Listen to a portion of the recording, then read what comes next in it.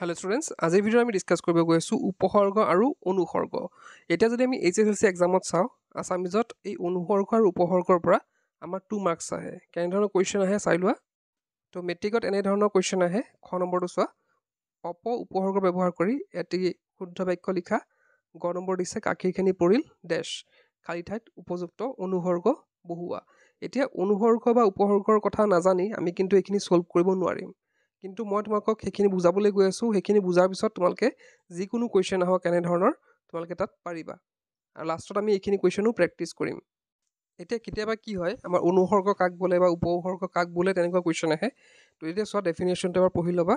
যিবোৰ বৰ্ণ সমষ্টি ক্ৰিয়া বা অন্য পদৰ পিছত বহি ইহঁতৰ অৰ্থ বিশেষভাৱে দেখুৱায় সেইবোৰক অনুসৰ্গ বোলা হয়। হৈ গ'ল, তেনেকুৱা আহিব পাৰে। এতিয়া অসমীয়াত অনুসৰ্গ কেইটা চাই লোৱা তোমালোকে। হক, হবলা, চোন, উ, তু, হে, হি, হলে, এই, ই, কে, না, নু, গৈ, দে, দেই, পাই, একা। তো এইখিনি তোমালোকে মনত ৰাখিব লাগিব। মানে য'ত য'ত সেইখিনি বহিব লাগে, তোমালোকে সেন্টেন্সটো পঢ়িলে গম পাবা যে ইয়াত বহিব লাগে, তো তাত তেনেকৈ বহাব লাগিব। আমি প্ৰেক্টিছ কৰিম। তো এইখিনি তোমালোকে হয়তো এবাৰ পঢ়ি ল'বা নিজে তোমালোকে। তো ডেফিনেশ্যনটো পঢ়ি ল'বা বা মুখস্থ কৰি ল'বা। আৰু লাষ্টৰ এইকেইটা ৱৰ্ড মনত ৰাখিলেই হ'ল। ইমান মনত ৰখা দৰকাৰ নাই, ওপৰৰ পৰা চালে তোমালোকৰ হৈ যাব। এতিয়া চাওঁ আমি উপসৰ্গ কাক বোলে। এতিয়া চাবা উপসৰ্গ কাক বোলে, যিবোৰ অব্যয় ধাতুৰ আগত বহি বিভিন্ন অৰ্থ প্ৰকাশ কৰে সেইবিলাকে হৈছে কি উপসৰ্গ। সেইটো ডেফিনেশ্যন মনত ৰাখিবা, কাৰণ কেতিয়াবা অনুসৰ্গ আৰু উপসৰ্গ কাক বোলে তেনেধৰণৰ 2 নম্বৰ দিয়া দেখা যায়। তো এইখিনি মনত ৰাখিবা। এতিয়া আহিছোঁ আমি প্ৰেক্টিছ কৰিবলৈ, আমি কিদৰে লিখিব লাগে। তো আমি প্ৰেক্টিছ কৰাৰ আগতে আমি জানিব লাগিব উপসৰ্গ আমি ক'ত ব্যৱহাৰ কৰোঁ, আগত ব্যৱহাৰ কৰোঁ, আৰু অনুসৰ্গ আমি ক'ত ব্যৱহাৰ কৰোঁ, পিছত ব্যৱহাৰ কৰোঁ। এতিয়া চোৱা HSLC 2012 যদি আমি চাওঁ, প্ৰ নাইবা পৰি উপসৰ্গ যোগ কৰি দুটা শব্দ লিখিব দিছে। আৰু আমি কি পাইছিলোঁ যে আমাৰ উপসৰ্গ ক'ত ব্যৱহাৰ হয়, আগত ব্যৱহাৰ হয়। গতিকে প্ৰ লগাই পেলাই এটা ৱৰ্ড লিখিলেই হ'ল আৰু তোমালোকে। এতিয়া চোৱা ইয়াতে কি লিখিছে, প্ৰ দি পেলাই কি লিখিছে, প্ৰখ্যাত, প্ৰখৰ। তাৰপিছত আকৌ কি দিছে, নাইবা পৰি বুলি দিছে। পৰি দি পেলাই কি হয় চোৱা, পৰিচয় হয়, পৰিধি হয়, পৰিমাণ হয়, হয় নাই? তোমালোকৰ যি মন যায় লিখিব পাৰা তোমালোকে। জাষ্ট আগত কি থাকিব লাগিব, প্ৰটো থাকিব লাগিব। আৰু যদি পৰি দিয়ে আমাৰ কি থাকিব লাগিব, পৰিটো আগত থাকিব লাগিব। এতিয়া 14ত যদি চোৱা, অপ উপসৰ্গযুক্ত দুটা শব্দ লিখা। এতিয়া চোৱা ইয়াতে অপ লগাই পেলাই কি লিখিছে, অপকাৰ, অপচয়, হা, অপৰিসীম।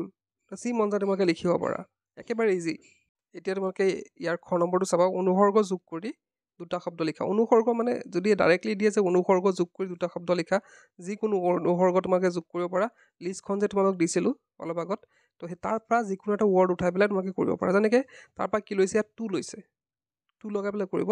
যেনেকৈ আপুনিটো, আকৌ উ লগাই পেলাই যদি কৰোঁ, থাকিলেও, তো এনেধৰণৰ হয়। তো এনেধৰণৰ কুৱেশ্যন দিলে তোমালোকে এই লিষ্টখন চাবা, এই লিষ্টখনৰ পৰা যিকোনো উঠাই পেলাই লিখিলেই হ'ল।